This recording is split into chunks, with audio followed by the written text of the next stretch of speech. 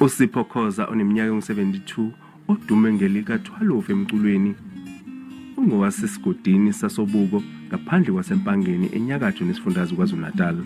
uKhoza ungomunye wabantu abaqala ukucula umaskandi kuleli. Useqophe amacwecwe ngaphezu kwama-40.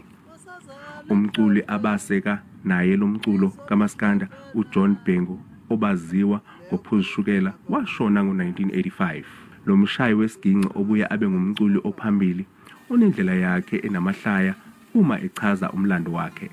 Uthi uthando lomculo lwaqala esemncane edlala isiginci sikamfowabo ongowesithathu kwabo, njengoba kunezingane ezimbili zamantombazana kube abafana ababili abathanda umculo wesintu. Ngasifunda isiginci la ekhaya besishaya umnetho engimela amaye umntalo la mama kahasha emaye ngekho ntshontshe esakhe ngifunda ngaso emaye khona ngisibeka ngakhanda sami sekani.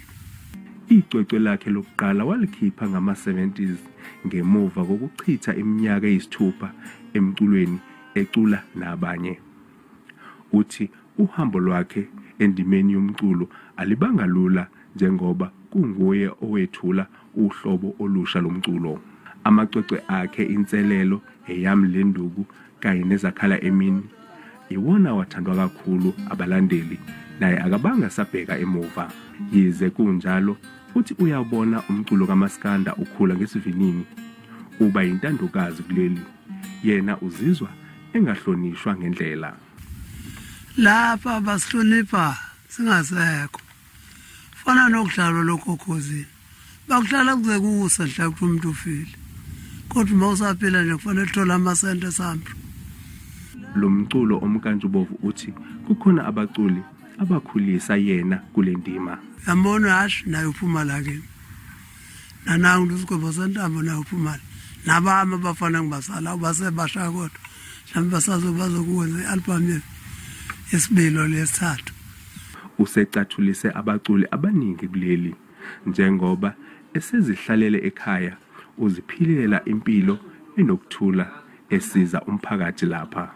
Iminyaka u-16 manje ngisemculweni, nginama award engiwatholile ngeyalo zakho umalume. Ngine award mina isama umalume akaze bena inhlahlo ukuyithola.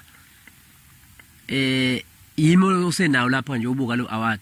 Wasenzela indawo yangakithi yahlonipheka, njengamanje siyakwazi ukuthi siyiqhenye ngaye ngokweqhaza nje alenzile nokuvelela wakhe nje uyinto enkulu ukuthi uyigugu nje likhulu. uKhoza uthi umsebenzi wakhe awukapheli engakakwazi ukugqugquzela intsha ukuthi ibambe iqhaza emculweni wesintu. Kanti iseluleko kubo uthi kufanele bahloniphe indlela abahlela ngayo umculo, bahloniphe nabalandeli.